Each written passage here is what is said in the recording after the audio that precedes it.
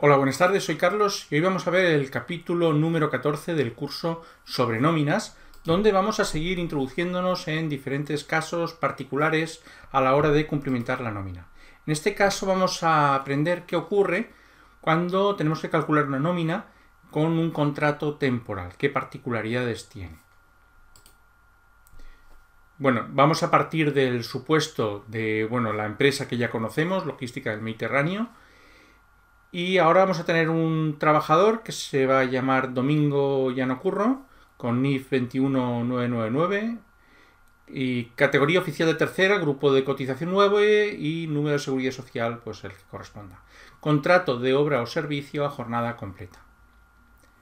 Es decir, contrato de obra o servicio quiere decir que es una persona que cuando finalice la obra o el servicio, finalizará su relación laboral con la empresa. Y está a jornada completa. En concepto de salario, recibe un salario base diario de 30 euros y un plus de peligrosidad de 4 euros diarios. Percibe 2 pagas extraordinarias al año, que incluye su salario base de 30 días. La empresa pertenece a la actividad que ya conocemos también y en concepto de IRPF a este señor le retienen un 2%. Bueno, ¿qué tenemos que tener en cuenta en el caso de nóminas con contrato temporal? Bueno, en este caso concreto estamos hablando de una nómina con salario diario. Vimos que a efectos de calcular las bases había unas diferencias respecto a cuando eran con salario mensual. Y por otro lado tenemos que tener en cuenta simplemente que los porcentajes por desempleo van a variar. En el caso de cuando estemos hablando de contrato temporal, la cotización del trabajador, en lugar de ser el 1,55, que es el que hemos hecho en los supuestos anteriores, ahora será el 1,60%. Mientras que la empresa va a cotizar desde el 5,50 al 6,70. ¿Qué es lo que se busca con esto? Bueno, los gobiernos en principio buscan incentivar de alguna forma el contrato indefinido y por eso los tipos de cotización son menores. También se supone que al ser un contrato temporal, las probabilidades de que después perciba la prestación por desempleo también van a ser mayores. Por esas razones son las que motivan a que se cotice más en el caso de contratos temporales. Pues bueno, vamos con la nómina. Bien, pues vamos a ver cómo cumplimentar la nómina. Por un lado tenemos que introducir los datos del trabajador, Domingo Llano Curro, el NIF pues el que sea, seguridad social pues la que nos diga el supuesto, categoría profesional en este caso es oficial de tercera y el grupo de cotización es el grupo de cotización 9. Bien, recordar que esto va a ser importante ahora a la hora de calcular las bases de cotización. Comprobaremos a ver cómo. Bien, la nómina es la nómina de enero, por tanto del 1 del 1 del 2001X a 31 del 1 del 2001X. Y días, el enero tiene pues 31 días. Salario base. ¿Qué salario base tiene este señor? Pues cobra 30 euros.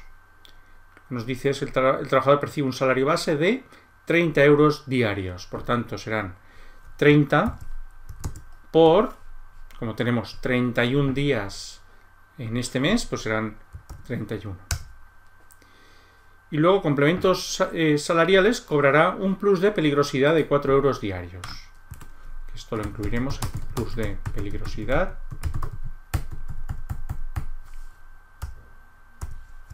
Y también pues 4 por 31 días del mes. Ya tenemos los devengos. Ahora tenemos que ir a las bases. En las bases, como estamos hablando de un salario diario, tendremos que tenerlo en cuenta.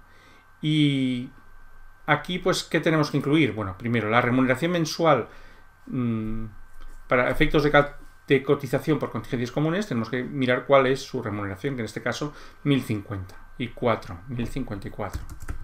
Pues lo introducimos aquí. Por otro lado, la prorrata de pagas extras la tenemos que calcular. ¿Cómo la calculamos? Pues bueno, En este caso, puesto, como es ligeramente más complejo que en el salario mensual, lo voy a repartir aquí y vamos aquí a hacer los cálculos. Entonces, aquí, por ejemplo, tenemos que calcular, para calcular la prorrata de pagas extras, cuando estamos hablando de una nómina con salario diario, tenemos que dividir la suma del importe de las pagas extraordinarias entre 325 o 326 para calcular la prorrata diaria. Entonces, ¿cuál es la paga extraordinaria? ¿A cuánto corresponde? Pues es el salario base, o sea, son el salario base que son, hemos dicho que los supuestos son 30 euros por 30 días, o sea, la paga extraordinaria se calcula por 30 días. En este caso no hay plus de antigüedad, por tanto, sería 30 euros por 30 días por 2, que es por 2 pagas extraordinarias a lo largo del año. Y esto lo tenemos que dividir entre 365 y eso nos da 4,93, que es la prorrata diaria.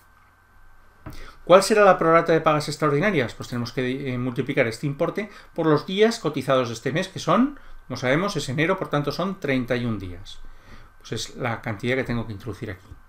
Multiplico el 4,93, que es la prorrata diaria, por 31 días del año. Y me da 152,88. Esto es la prorrata de las pagas extraordinarias, 552,88. Ya lo tenemos. Ahora lo único que nos quedaría por comprobar es si estas bases están dentro de los máximos y los mínimos. Bueno, ahora tenemos que calcular cuál es la base de contingencias comunes diaria. ¿Para qué? Para poderla comparar con las bases máximas y mínimas que nos establece la Seguridad Social. Entonces, ¿cómo lo hacemos? Pues tenemos que dividir 1206,88 entre los días del mes. En este caso son 31 días. Pues dividimos entre 31. Y me da 38,93. Ahora tenemos que compararlo con las tablas de la Seguridad Social, que como sabéis tenemos que entrar en la página de la Seguridad Social, empresarios, cotización, recaudación de empresarios y bases y tipos de cotización 2019.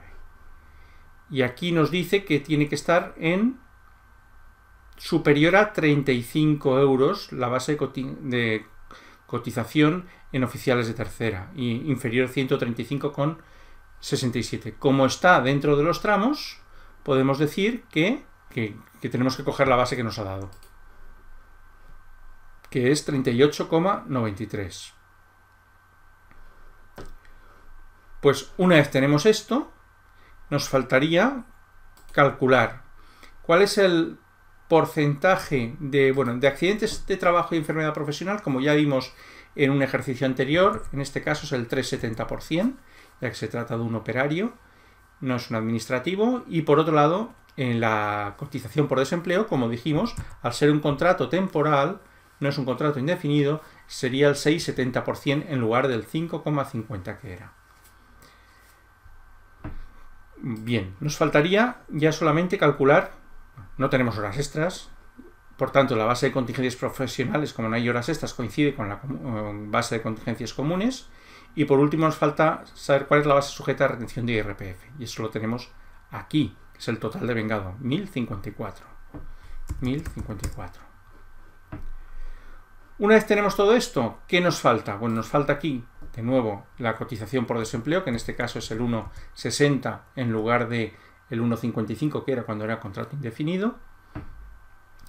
Y el porcentaje de IRPF, que según nos dice el supuesto, es un 2%. Aquí nos falta calcular, que no nos lo ha calculado, el porcentaje de IRPF, que es multiplicar este porcentaje por la base sujeta a IRPF. Y ya lo tenemos. Con esto ya tendríamos todos los importes y la nómina confeccionada.